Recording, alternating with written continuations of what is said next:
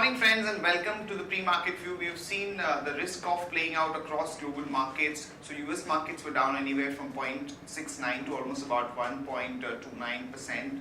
European markets too were down anywhere from about 1.25 to almost about 2.5%. And when we look at the Asian markets today morning, most of them are showing a lot of weakness, and Nikkei and Hang Seng both are down anywhere from about 2.5 to almost about 3%. And SGX Nifty is also suggesting that we are going to open down almost about 70 to 75 points. In terms of flows, friends, FIIs were net buyers in the cash market to the tune of about 201 crore, and in the index futures to the tune of about 323 crore, and the domestic institutions were sellers in the cash market to the tune of about 167 odd crores. Overall, our markets have shown weakness for the past few trading sessions, and we have managed to go below 8200 after a long time. And looking at the kind of global setup that we have, definitely the sentiment is a little shaky.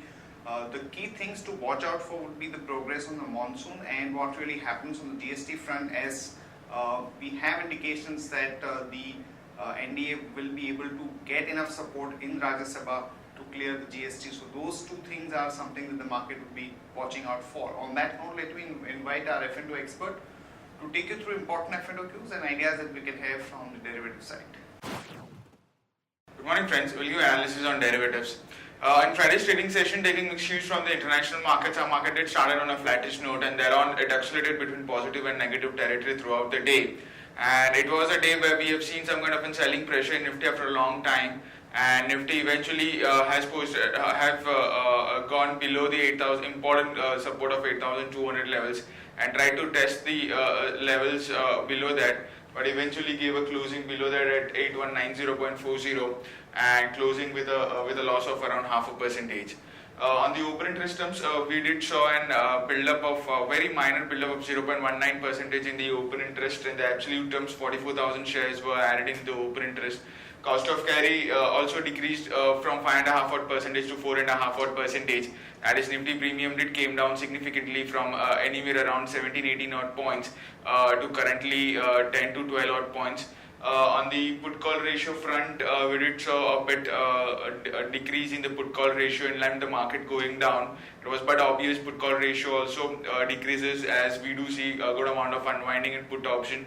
As since the start of the series, we did show a significant amount of put writing taking place as market went one side on the higher side, and due to which a certain fall in the market will always trigger a put short covering in the put options, and due to which we did show a 2 basis point cut in the put call ratio, which decreased from 1.14 to 1.12, and volatility index also have inched higher just by 1 to 2 odd percentage from 15.67 to 15.97. So all in all, we haven't seen much of the addition in the open interest during the downfall in the Friday's trade.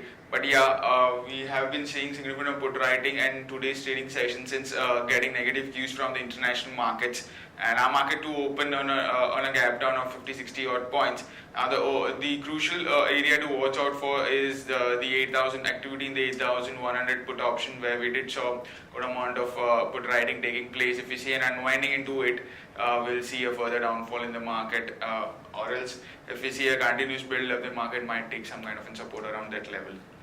On the options activity, there was not much of an activity to highlight on. 8,200 call option have seen some the highest addition in the open interest in Friday's trade of 17%, while rest other have seen an 8,400 call option have seen an unwinding. And the position to now get 8,400, remember friends, was the highest in terms of open interest in the start of the series. And since the position is now getting shift from the lowest strike price to the highest strike, from the highest strike price to the lowest strike price, and which is a negative sign for a market, and hence the position is getting unwinding in 8,400 strike price call option and getting shift to 8,300, which is now the highest in terms of open interest. While on the put option side, 8,000 put option have seen an addition of around 5 odd percentage, which is the highest in terms of open interest, have continues to see an addition. There's not much of activity has been seen in the put option in Friday's trading session. So all in all, I suggested activity of 8,100 put option would be quite crucial to watch out for, followed by the open OI build-up, since whenever the market falls, we hardly see any kind of an build-up in the open interest. But if we see an addition of more than say 7 to 8 odd percentage, and there is a bit trend reversal in the market for the short-term odd period. So watch out for these two parameters for gauging the trade in the next few trading sessions. There are two securities in ban period for today's trade, that is RCOM and Canara Bank. On the FIS terms and index futures, they were net buyers by 323 odd crores. In index options, net sellers by 254 crores. Stock futures also, they were net sellers by 505 crores. And stock options net sellers by 60 crores. So all in all, not much of activity by FIS, especially in the terms of index futures on the Friday's trade. On the market level, Friday's wave stands at 8242 with a lower range at 8,100 and higher range at 8242. SGX Nifty is trading negative by 74 odd points, in line with taking negative cues from the international markets. Our market also reacting on the same direction. And it's quoting anywhere around 8123.50, indicating some kind of a negative opening can be expected in the morning trade. That's it from derivatives. Thank you. Friends, let me take you through Sharekhan pre-market action, starting with trading ideas. First of all, a long call on Dr. Reddy's, as the company has bought 8 US drugs from Teva, allergic for about $350 million. This includes 7 products which are pending US FDA approval, and the combined sales of the branded versions of the products in the US is about $3.5 billion for the year ending April 2016. So that is viewed as a positive development for Dr. Reddy. So one can go long there with a stop loss of 3004 and a target of about 3157 to about 3218. Fortis, some negative development as the company has been slapped a fine of 500 crore towards the recovery of unwarranted profits that the company has made. This is with respect to land that was granted to Fortis on the condition that 25% of the patients would be treated free. And the company is contesting this claim, but looking at the kind of penalty which has been levied on them, this could be a negative for it. So one can go short on Fortis Healthcare with a stop loss of 171 and a target of about 162 to about 159. Lupin, some positive developments from the management, as they have said that the Mandideep Aurangabad facilities have been cleared and they've got EIR, and they expect to resolve the Goa plant issue in about 3 months' time, and they've got over 100 approvals pending with the US FDA. Majority of them are from non-Goa sites, and they also have given a very aggressive guidance on the EBITDA margin front of about 30% over a 5-year period. So that's positive for Lupin, so one can go long there with a stop loss of 1408 and a target of about 1480 to about 1509. In other news and developments, IIP number has come in at minus 0.8% versus expectations of 0.6. SEBI issues stricter KYC and disclosure norms for the P notes.